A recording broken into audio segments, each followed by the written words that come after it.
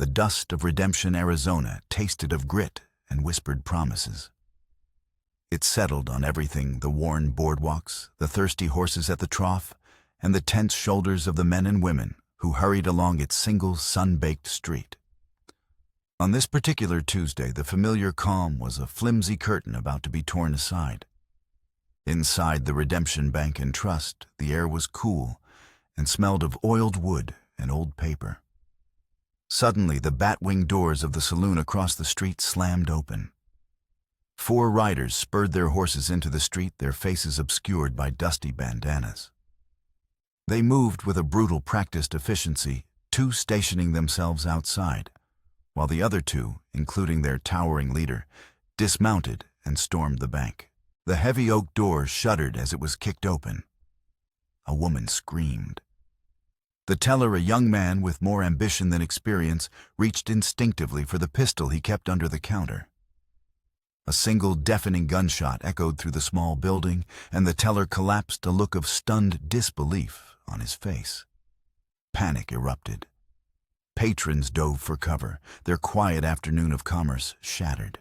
The leader of the group, a man whose sheer size seemed to suck the air from the room, stepped over the fallen teller without a glance. His voice when he spoke was a low, gravelly rasp that scraped at the nerves. The vault, the bank manager, a portly man named Henderson, whose face had gone the color of old parchment, scrambled to his feet, hands raised. The money. Take all of it. Just don't hurt anyone else. The leader's eyes, cold and dark above his bandana, fixed on Henderson. I'm not here for the town's money, you fool. I'm here for one thing. Open the vault. He gestured with the smoking barrel of his Colt, and Henderson, trembling, scurried to obey. The massive steel door swung open, revealing neat stacks of currency and bags of coin. The leader ignored them. He pushed Henderson inside, his gaze sweeping over the rows of safe deposit boxes. Box 73. John Taylor's. Henderson fumbled with the keys. Mr. Taylor passed on over a year ago. The box is sealed, awaiting his daughter's instructions. Open it, the man repeated, his voice dropping to a dangerous whisper. Or I will open you. With shaking hands, Henderson located the box and used his master key, then the one from the ring marked Taylor. He slid the long metal container from its slot and placed it on the small table in the center of the vault. The leader shoved him aside and pried open the lid. Inside lay a bundle of legal documents, a man's gold watch, and a small velvet-wrapped object. He unwrapped it, revealing a simple silver locket tarnished with age. It was intricately carved with the image of a single desert lily. His partner, a wiry man with nervous eyes, peered over his shoulder. That's it, Blackwood. We did all this for a piece of cheap jewelry. The leader, Silas Blackwood, closed his gloved fist around the locket, the metal digging into his palm. A sound, almost a hiss, escaped his lips. His knuckles were white. He seemed to have forgotten where he was, lost in a memory only he could see. For a moment, the brutal efficiency faltered, replaced by an abyss of pure, undiluted hatred. He pocketed the locket. Burn the papers, he commanded, his voice once again cold and sharp. He scooped up the gold watch, a flicker of contempt in his eyes, and then strode out of the vault. As his partner set a match to the brittle deeds and wills inside the box, Blackwood paused in the bank's main room. He looked at the terrified townspeople huddled on the floor, his gaze sweeping over them with utter indifference. Let this be a message, he announced, his voice carrying to every corner of the room. The past always collects its debts, and in this valley, I am the debt collector. He and his men backed out of the bank, mounted their horses, and galloped out of town, leaving behind a dead teller, a plume of smoke rising from the vault, and a town paralyzed by a violence that felt deeply, chillingly personal. The dust settled once more, but the whispered promises it carried were now threats. And in the heart of the valley, on a sprawling cattle ranch, a young woman, entirely unaware of the day's events, was about to discover that her father's past and its debts were now hers to pay. A year had passed since John Taylor's death, a year since Catherine had traded the manicured lawns of her Eastern finishing school for the rugged expanse of the Taylor Ranch. The official report called it a tragic riding accident, a spooked horse, a treacherous ravine. Catherine, who knew her father to be the most sure-seated rider in the territory, had always harbored a sliver of doubt, a cold little stone in the pit of her stomach. But grief was a tide that pulled all other thoughts under, and her focus had been singular survival, not just her own, but that of the legacy her father had poured his life into. Now, at 23, she ran the ranch with a competence that had surprised everyone, including herself. She rose before the sun, her hands once soft and accustomed to embroidery needles, now calloused from mending fences and gripping reins.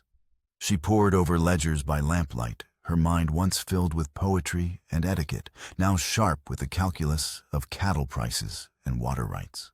Her father's foreman, Jebediah, a man whose face was a roadmap of 60 Arizona summers, had been her anchor. He'd known her since she was a girl in pigtails, and his loyalty to her father had transferred seamlessly to her. "You've got your father's head for numbers, Catherine," he said one afternoon, leaning against the corral fence as they watched the hands separate calves from their mothers. "But you've got your mother's heart." That's a powerful combination.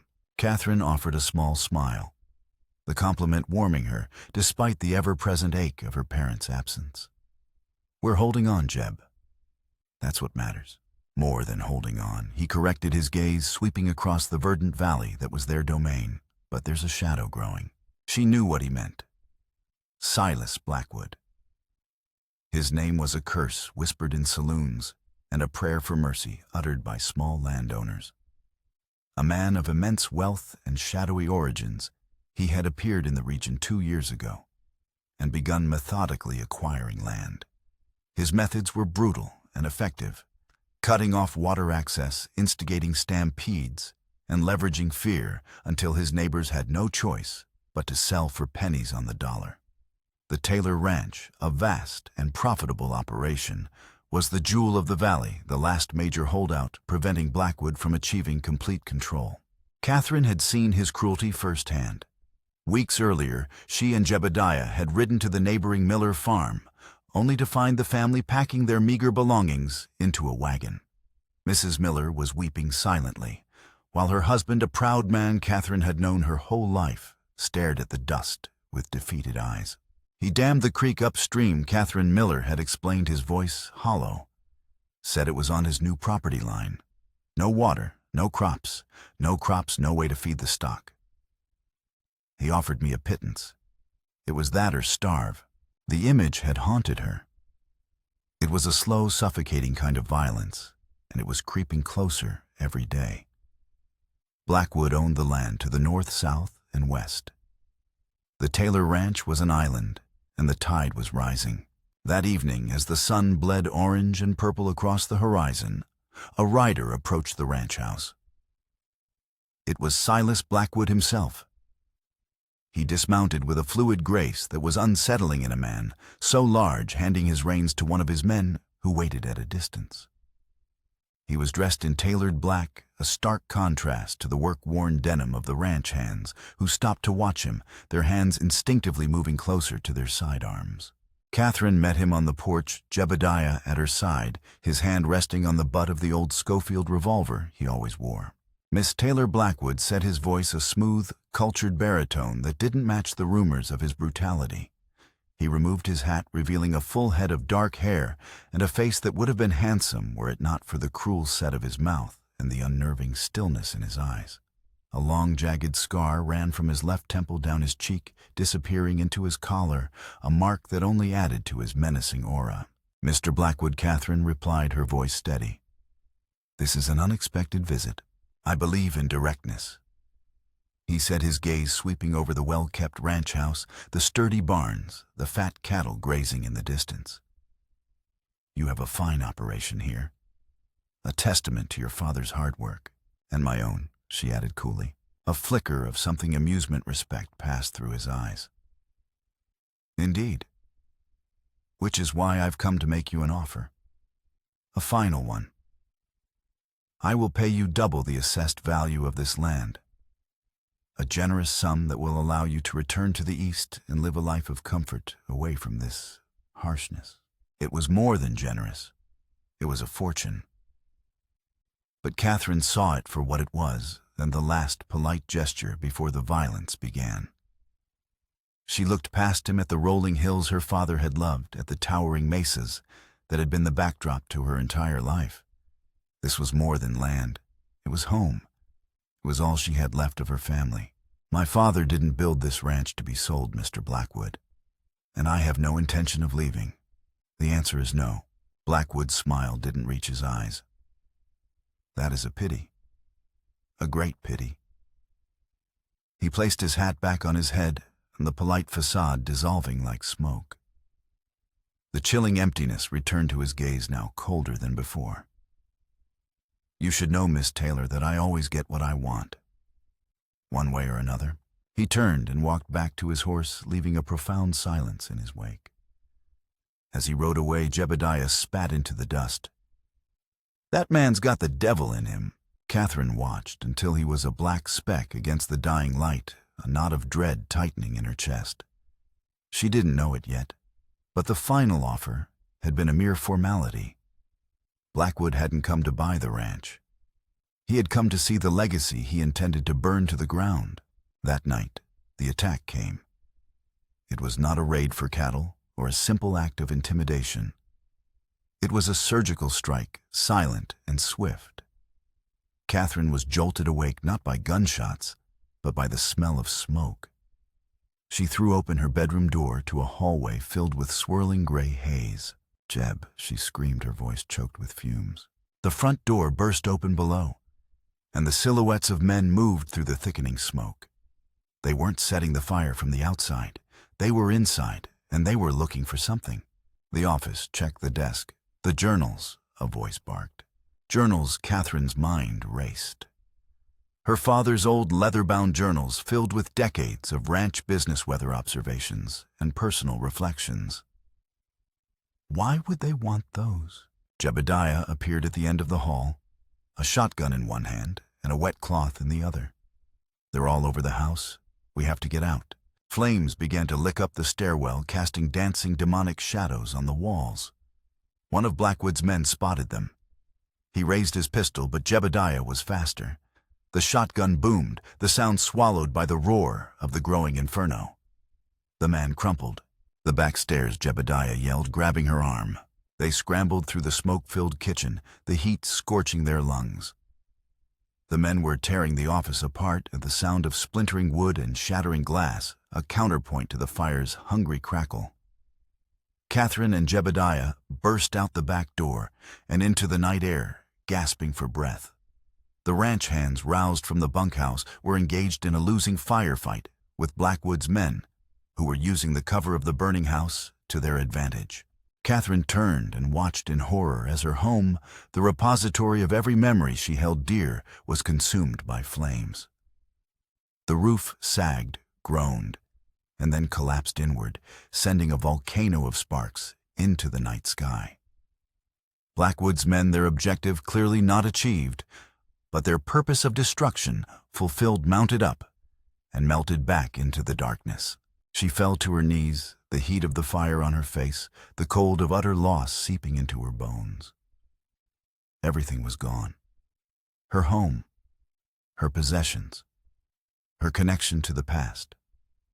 All destroyed in a blaze set by a man who wasn't just after her land, but after something far more specific.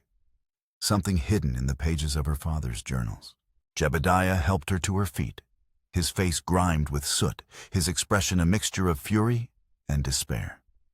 They were looking for something, Catherine, not just trying to scare us off. Catherine stared at the roaring pyre that had been her life. Her quest was no longer about survival. It was about answers. I know she whispered, the smoke stinging her eyes, or perhaps it was tears. And I'm going to find out what it is. The ride to redemption was a grim, silent journey under a bruised dawn. The smoke from their ruined home still hung heavy in the valley, a funereal plume marking the end of an era. Catherine rode astride her face streaked with soot, her borrowed dress feeling alien against her skin. Jebediah rode beside her, his face a mask of cold fury. They made their way directly to the sheriff's office, a small, unassuming clapboard building that felt entirely inadequate to the task of dispensing justice in this harsh land. Sheriff Brody was a man of middling height and expanding girth. His face perpetually flushed, his eyes small and evasive. He was polishing a badge when they entered a task. He seemed to give his utmost attention. Sheriff Catherine said, her voice raw. "Our ranch was attacked last night. Silas Blackwood's men burned our house to the ground." Brody looked up, his expression one of mild inconvenience rather than alarm. "Nico," he set the badge down with exaggerated care. "Blackwood, you say that's a serious accusation, Miss Taylor. You got proof? One of my hands is dead. Jebediah bit out his patience already gone. And we saw them with our own eyes." The sheriff leaned back in his chair, the wood creaking in protest. "Saw shadows in the dark, more like. Could have been anyone. Drifters, renegades. You know how it is." He picked up a piece of paper from his desk, refusing to meet their eyes. "Blackwood was in town last night. Played poker at the saloon until well after midnight. Got a dozen witnesses who'll swear to it. The alibi was too perfect, too clean." A cold certainty washed over Catherine. The law in redemption wasn't blind. It was bought and paid for. "He came to the ranch yesterday evening," Catherine insisted, trying to keep her voice steady. "He made a final offer for our land. I refused. Hours later, my home is in ashes. You cannot tell me that is a coincidence." Sheriff Brody stood up and walked to the window, looking out at the street. "Miss Taylor, a piece of friendly advice. Your father is gone. You're a young woman alone. Running a ranch this size is a man's work. Maybe Mr. Blackwood's offer is a blessing in disguise. Sell the land. Go back east where you belong. Things will be safer for you that way." The threat, though veiled, was unmistakable. It hung in the air, thick and suffocating. He wasn't just dismissing her. He was warning her. "So you're not going to do anything," Jebediah stated, his voice dangerously low.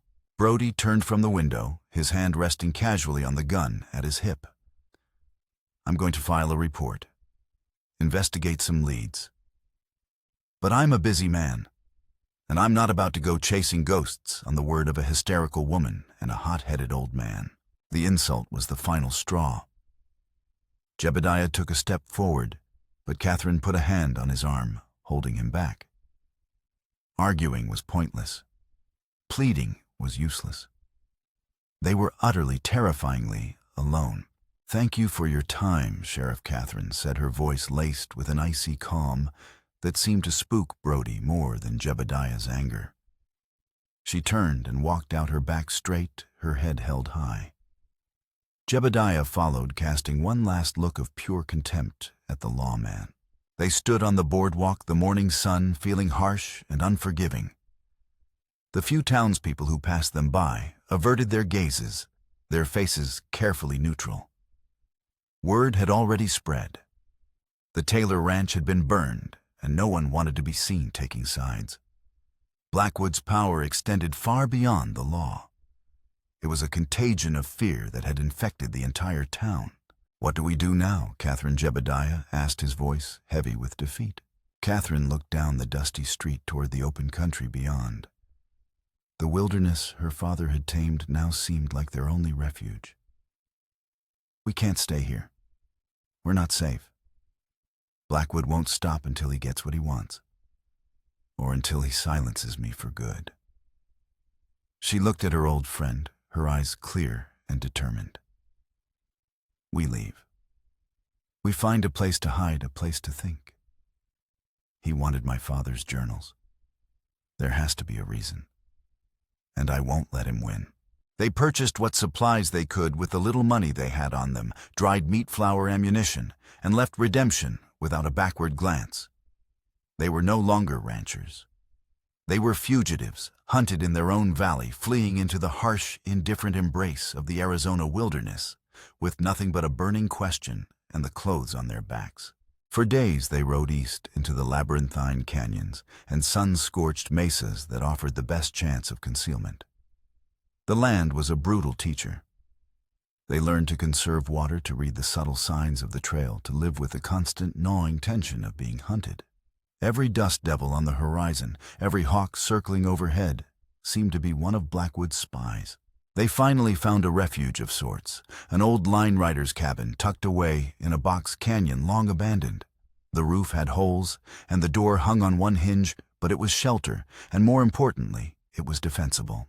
As Jebediah set about repairing the cabin, Catherine methodically took stock of their situation. Their resources were dwindling. Their future was a blank, terrifying page. The question of the journals consumed her. What could they possibly contain that was worth murder and arson? She racked her brain, trying to remember conversations with her father. Stray comments, anything that might offer a clue. Nothing. John Taylor had been a private man, his past a closed book. One afternoon, while sweeping out the cabin's dusty interior, her broom caught on a loose floorboard beneath the crude bunk. Prying it up, she discovered a small hidden compartment below. It was empty save for a single object wrapped in oilcloth, one of her father's journals. It was an older one, its leather cover cracked and faded. He must have hidden it here years ago on one of his long rides across the property. Her hands trembled as she opened it. The pages were filled with her father's familiar script notes on cattle breeds, sketches of fence lines, records of rainfall. She flipped through the pages, her hope dwindling. Then near the back she found it. The handwriting was different, tighter, more urgent. It was a series of entries from nearly 25 years ago, long before she was born. October 12th. The shadow from the past has found me even here. Saw him in town today. He did not see me. The years have been cruel to him, but I knew his eyes. The same fire, the same greed. I must be more careful. October 19th. He is asking questions, calling himself Blackwood now. A name as dark as his heart. He is buying up land, circling me like a vulture. He cannot know for certain it was me, but he suspects. He is hunting. November 3rd. I fear for my family, for my Catherine. If he ever finds out the truth of the Ojo del Diablo, he will destroy everything I have built. I should have told Mary the whole story, but how could I? The secret is a poison I have carried alone for too long. I must ensure the other journals are safe. He must never find them. He must never find the map. Ojo del Diablo. The Devil's Eye. Catherine had never heard the name before. And a map. The entries were cryptic, terrifying. They spoke of a secret her father had carried, a hidden sin that had finally come back to haunt him and now her. The shadow was clearly Blackwood. This wasn't about land. It was about a history they shared, a history steeped in poison and fear. A few days later, their water supply ran low. Jebediah was feverish, a nagging cough having settled deep in his chest. Catherine knew she had to find a spring. Following a dry wash that seemed promising, she ventured further from the cabin than she had before. She was so focused on the ground, looking for signs of dampness, that she didn't hear them until it was too late. 3 of Blackwood's men rode over a nearby ridge, cutting off her path back to the canyon. She recognized one of them from the night of the fire. "Well, look what we have here." The man sneered, his eyes roaming over her with a predatory gleam. "The pretty little orphan. Mr. Blackwood will be very pleased." Catherine's heart hammered against her ribs. She drew the small pistol Jebediah had given her, but her hand shook. 3 of them, all experienced gunslingers. She stood no chance. As they began to dismount, fanning out to surround her, an arrow hissed out of the silence. It struck the lead man in the throat with a sickening thud. He gargled, clawing at the shaft, protruding from his neck, before toppling from his saddle. The other 2 spun around, guns drawn, searching for the unseen attacker. A second arrow slammed into the chest of another man, punching him backward. The third man, panicking, fired his pistol wildly into the rocks. From the shadows of a rock formation, a figure emerged. He was tall and lean, moving with a fluid, lethal grace. His skin was the color of burnished copper, his long black hair held back by a leather band. An Apache warrior, he engaged the last of Blackwood's men, a knife appearing in his hand, as if by magic. The fight was brutally short. The warrior moved with a speed and ferocity that was breathtaking, a blur of controlled violence. Within seconds, the third man lay dead in the dust. The warrior stood over the bodies, his chest rising and falling, his dark eyes scanning the area for any further threat. Then his gaze fell on Catherine. She still held the pistol, her arm trembling, the weapon now pointed at him. He stood perfectly still, his expression unreadable, his knife still in his hand. "They are dead," he said, his English surprisingly clear and unaccented. "Who are you, Catherine?" whispered her voice, barely audible. "I am Atta," he replied. He wiped his blade on the dead man's shirt and sheathed it. "And these men," he nudged one of the bodies with his foot, "desecrated a sacred place, a burial site of my ancestors. I have been tracking them for 2 days, waiting for the right moment to deliver justice." Catherine slowly lowered the pistol, the reality of the situation sinking in. This man hadn't saved her by chance. He had his own reasons for wanting these men dead. "They work for Silas Blackwood," she said. "He's the one who sent them. He's hunting me." Atta's eyes narrowed with interest. "The man who calls himself Blackwood. The one who poisons the land and drives people from their homes. I know of him." His gaze was intense, analytical. "Why does he hunt you?" An instinct she couldn't explain made Catherine trust him. Perhaps it was the shared enemy or the quiet dignity in his bearing.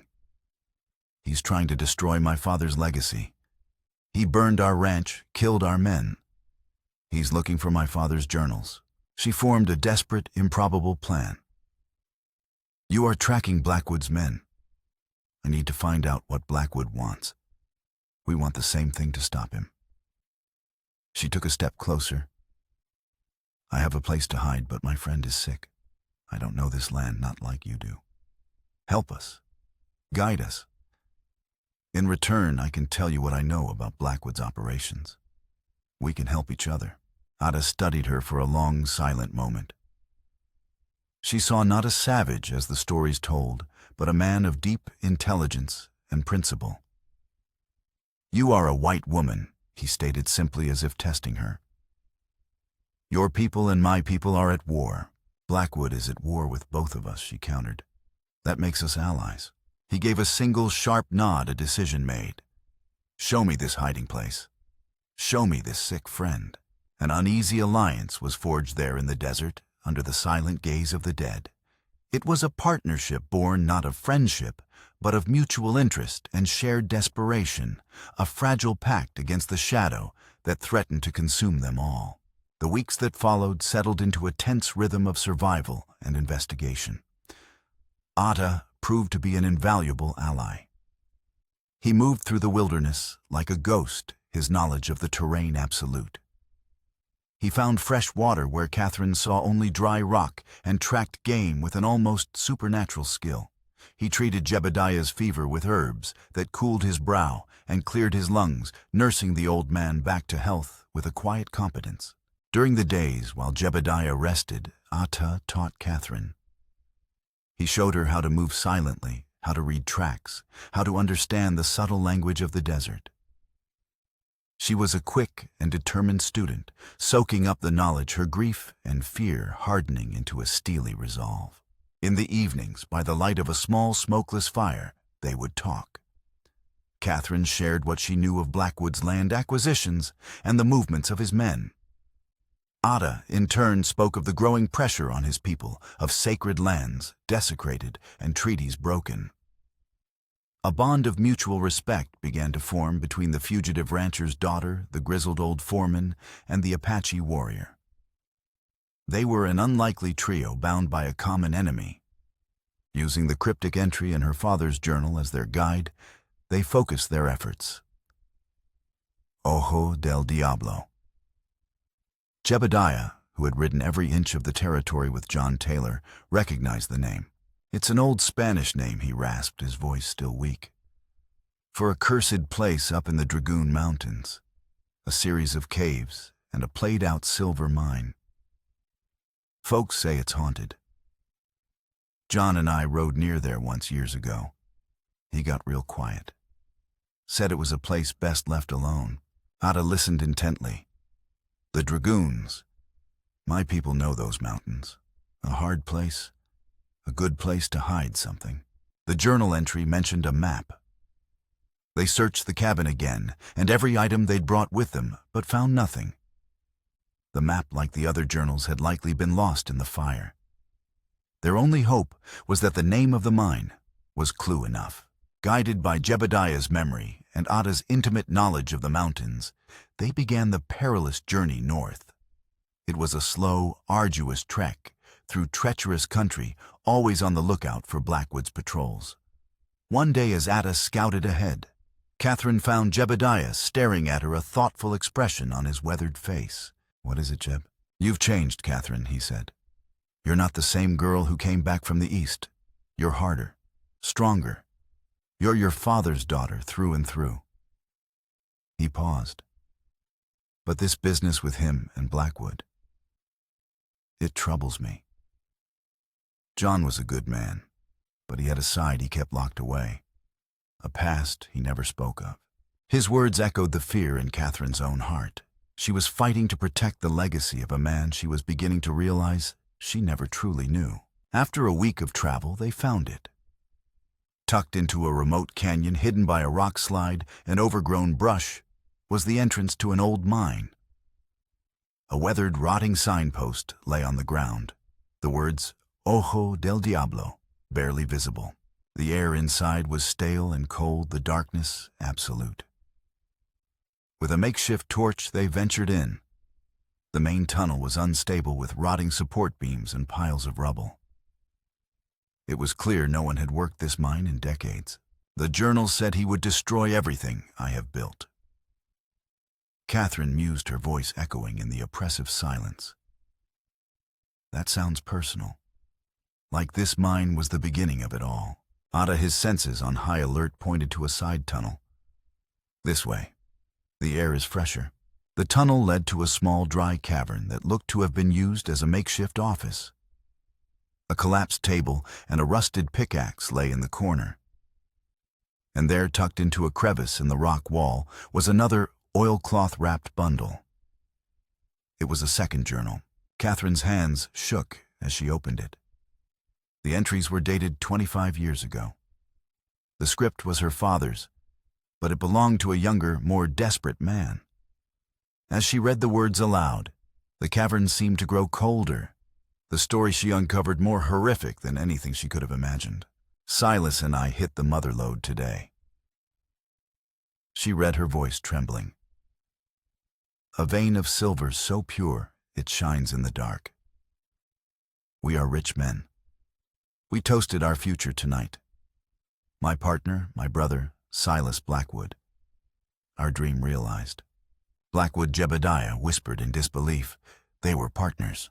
Catherine kept reading the narrative, growing darker with each entry. "The greed is taking hold of him.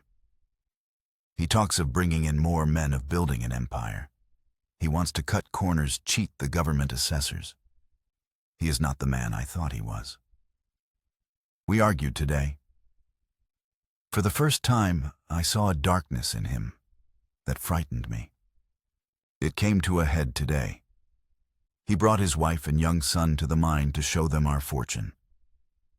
We argued again, worse than before. He said the silver belonged to him, that I was weak. It came to blows. We fought right here in this cavern. He was like a madman. During the struggle, I shoved him. He fell back against the support timbers. The old ones I'd warned him about." Catherine's voice faltered. She took a deep, shuddering breath and continued. "The sound. God, the sound. The whole cavern groaned. Rocks began to fall. I scrambled for the tunnel, yelling for him to follow. But he went back for his family. They were at the far end of the new tunnel where the vein is richest. And then the main tunnel collapsed, a wall of rock and earth sealing them in. I called for him. I screamed his name until my throat was raw. Nothing. Only silence. The final entry was almost illegible, the ink blotted as if by tears. They are dead, all of them. Trapped. I waited for 2 days. I tried to dig, but it's hopeless. The mountain has claimed them. The silver is cursed. But I am alive, and I have the map of the claim. No one else knows. I can leave. Start over. I will take enough to build a new life, a good life. I will be a better man. I will name my ranch Taylor for my mother's name and leave Jonathan Kane behind forever. No one will ever know. It was an accident. It had to be. The journal fell from Catherine's hands. The silence in the cavern was a living thing, heavy with the weight of a quarter-century of lies. Her father, John Taylor, born Jonathan Kane, was no hero. He hadn't just witnessed a tragedy. He had caused it, and then built his entire life, her life, upon the fortune and the graves of his partner and his family. Silas Blackwood wasn't a greedy land baron. He was a survivor, a man who had somehow clawed his way out of that living tomb, disfigured and broken his family lost forever. His entire existence, his relentless acquisition of land, his hounding of her father, the burning of her home, it wasn't about wealth. It was about revenge. A cold, patient, all-consuming vengeance aimed at systematically destroying every last piece of the life John Taylor had stolen from him. The man she had mourned was a fraud, and she, Catherine, was the final piece of his legacy, the final debt to be collected. The revelation in the mine shattered Catherine's world. She was no longer the righteous victim seeking justice, but the heir to a terrible crime. The weight of her father's sin settled upon her, a suffocating shroud. She looked at Jebediah, whose face was a canvas of shock and disillusionment. The man he had faithfully served for decades was a stranger. She looked at Ada, whose expression was one of grim understanding. He knew the burden of a people's history, the long shadow cast by the deeds of ancestors. "What do we do?"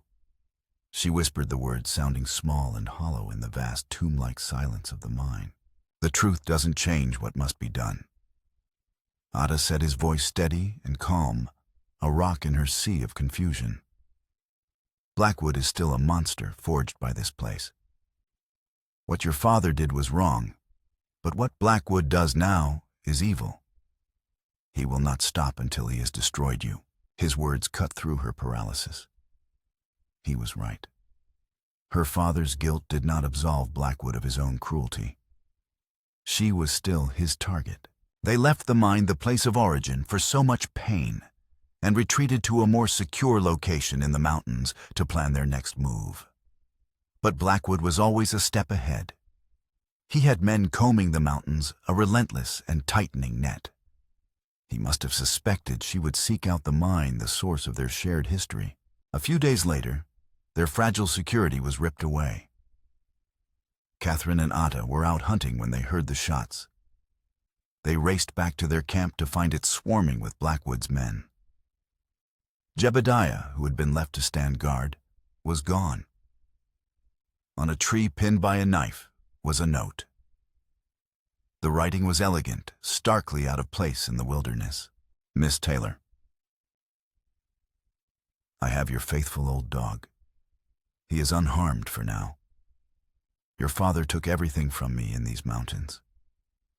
It is only fitting that you return the final piece of his stolen fortune to me here. Bring the original mine map to the Ojo del Diablo at sunrise 2 days from now. Come alone. If you do not, your foreman will learn firsthand what it feels like to be buried alive. S.B." The threat was clear, the trap obvious. He didn't want the map for its value. He wanted her. He wanted to bring the story to a close in the very place it began. He had isolated her using her loyalty to Jebediah as the bait. "It's a trap," Ada said, stating the obvious. "He will kill you both." "I have to go," Catherine said, her voice devoid of doubt. "I can't let him die because of my father's crime. This is my debt to pay. You will not pay it alone." Ada stated, his dark eyes intense. "He expects you to come alone. He will be watching for you on the main trail. But he is not Apache. He does not know these mountains as I do. There are other ways to approach the mine, ways only the ghosts and I know." A desperate plan began to form. Catherine would walk into the trap, as demanded a willing sacrifice to save her friend. But she would not be as alone as Blackwood believed. As she made her way to the mine, wrestling with the monstrous truth of her heritage, Ata would shadow her, a silent, unseen force, waiting for the moment to strike. The sins of the father were about to be visited upon the daughter in the dark heart of the Devil's Eye. A storm was brewing in the mountains. The sky had turned a bruised purple-gray, and the wind moaned through the canyons, carrying the scent of rain and ozone. It was a fitting backdrop for the final act. Catherine rode toward the Ojo del Diablo, the folded yellowed map from her father's journal tucked into her belt. She felt strangely calm, the fear and confusion of the past weeks having coalesced into a cold, hard certainty. This was her reckoning. As she approached the mine entrance, she saw them. Blackwood stood there, silhouetted against the dark opening, a pillar of black vengeance. Jebediah was beside him, bound and gagged, his face pale, but his eyes defiant. Two of Blackwood's men stood guard rifles at the ready. Catherine dismounted, her hands raised to show she was unarmed. "I'm here, Blackwood. I have the map. Let him go." Blackwood smiled, a chilling, humorless expression. "All in due time, Miss Taylor. First, let us conclude our family history lesson." He gestured for her to come closer. To her horror, she saw that Jebediah was tied to a stack of wooden crates stenciled with a single word, dynamite. "Your father was a coward." Blackwood began, his voice a low snarl charged with decades of hatred. "The journal told you he caused the cave-in, I'm sure. But it didn't tell you everything. It wouldn't have told you that after the tunnel collapsed, I wasn't killed. I was trapped. I could hear him on the other side. I screamed for him to help to dig. My boy was crying. My wife was praying." His face contorted, the scar on his cheek, pulling his features into a grotesque mask of pain. "And do you know what your sainted father did?" He listened. He listened for a full minute. And then I heard it. The scrape of shovels, the thud of falling rock. But he wasn't digging me out. He was sealing me in. Sealing the exit. I had to listen, Catherine. I had to listen as the air grew thin. I had to listen as my wife's prayers turned to sobs. I had to listen as my son went quiet. The monstrous truth slammed into Catherine with the force of a physical blow. Her father hadn't just run. He had committed murder. Cold, calculated, and monstrous. He had buried his partner and his family alive to protect his secret. "I survived," Blackwood continued, his voice dropping to a whisper. "Dug my way out through a fissure with my bare, bleeding hands over days. But the man who came out was not the man who went in. And I swore on the memory of my family that I would find Jonathan Kane, and I would take everything from him just as he took everything from me. His land, his name, his legacy, his daughter." As he spoke, the first drops of rain began to fall fat and heavy. The wind howled, and a distant rumble of thunder echoed through the canyon. This was the moment. A piercing cry echoed from the cliffs above, the call of a hawk. It was Ata's signal. One of Blackwood's men glanced up, distracted. In that instant, an arrow sprouted from his chest. Before the second guard could react, Ata dropped from an overhang behind him, a silent specter of death. The guard crumpled without a sound. Blackwood spun around, his pistol drawn, but it was too late. The diversion had worked. Catherine lunged for the knife tucked in Blackwood's belt, a desperate, instinctive move. She sliced through the ropes binding Jebediah's hands as Blackwood backhanded her, sending her stumbling into the muddy ground. The climax erupted into chaos. Jebediah free-tackled Blackwood, the two men crashing to the ground. Ada engaged the last of Blackwood's henchmen in a brutal close-quarters fight. The storm broke in its full fury. Rain fell in blinding sheets, and lightning illuminated the scene in stark, terrifying flashes. Catherine scrambled to her feet, her mind racing, using the survival skills Ada had drilled into her. Not strength, but intelligence. She grabbed a lit lantern from the mine entrance and hurled it at the crates of dynamite. The fuse sputtered to life, hissing in the rain.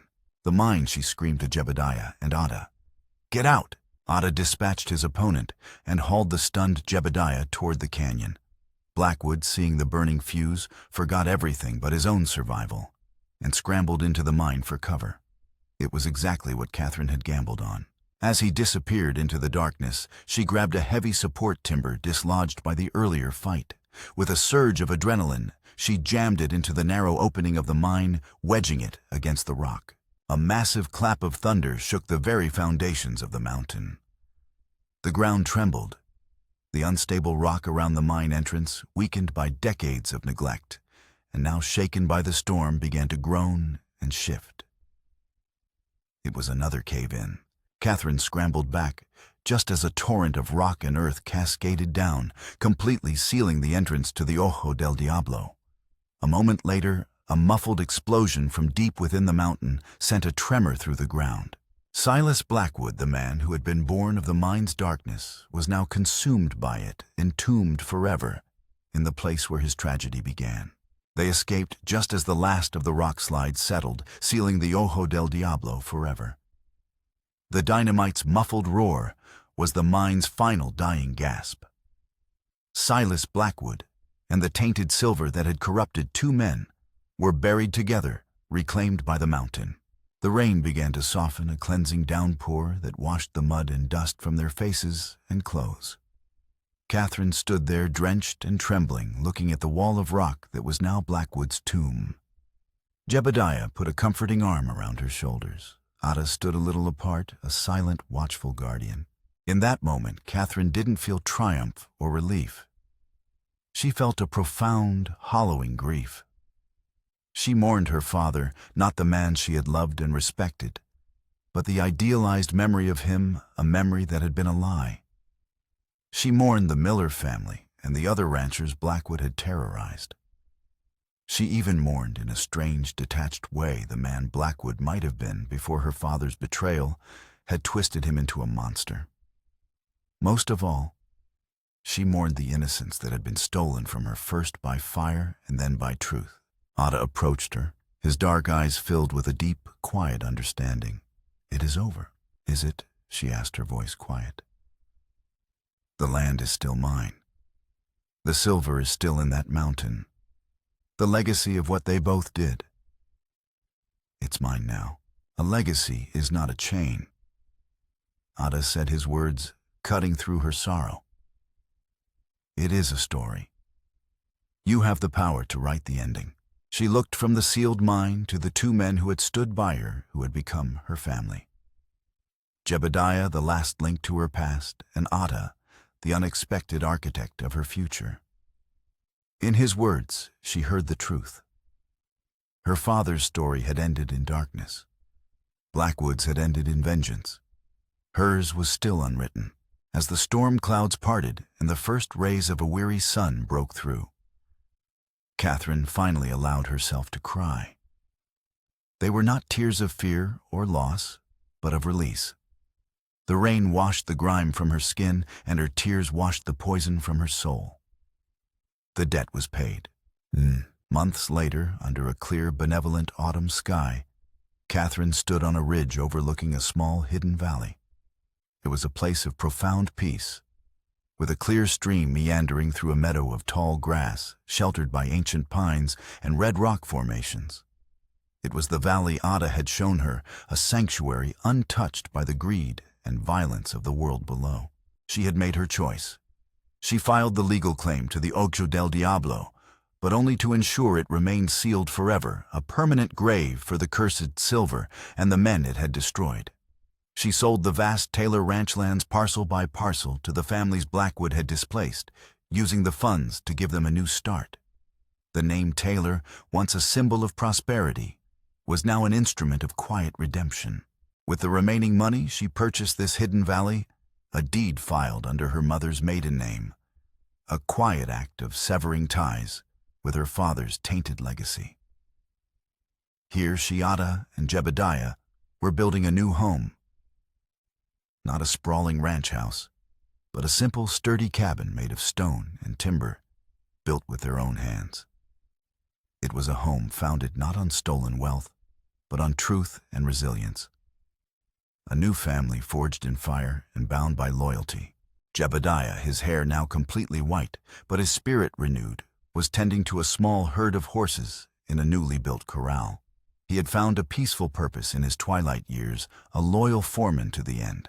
Ada walked up to stand beside her, his presence a familiar comfort. He slipped his hand into hers, their fingers lacing together naturally.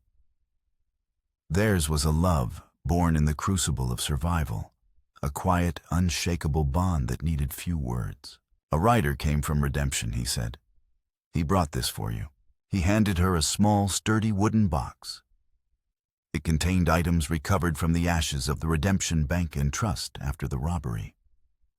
Inside, nestled in cotton batting, was the gold watch that had belonged to the man she now knew as Jonathan Kane, and beside it, the silver locket carved with the desert lily, her mother's locket.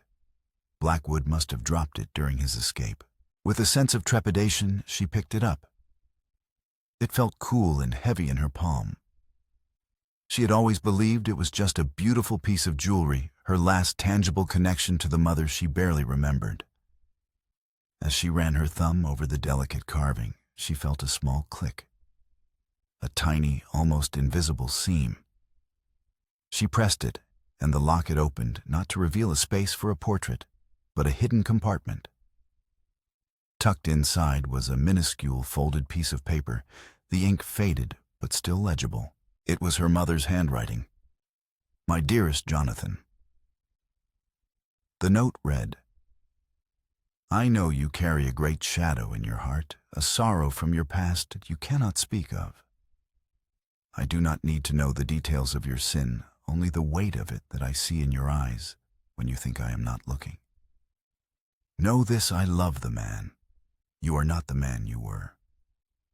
I pray you find peace one day, that you can forgive yourself. This locket is to remind you of me and of the pure, simple love that can bloom even in the harshest desert. A love strong enough to redeem any soul." Tears welled in Catherine's eyes. Her mother had known. She had seen the darkness in her husband and had loved him anyway, holding out hope for his redemption. The locket wasn't just a memory.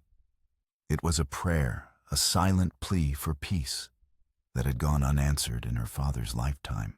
But it would not go unanswered in hers. That evening, as the three of them sat before the hearth of their new home, Catherine did not hide the locket away. She placed it on the rough-hewn wooden mantel alongside a hawk's feather Ada had found and a piece of petrified wood Jebediah had carried for luck. It was no longer a symbol of a painful secret, but a testament to their family's complex past and a reminder that their future would be different.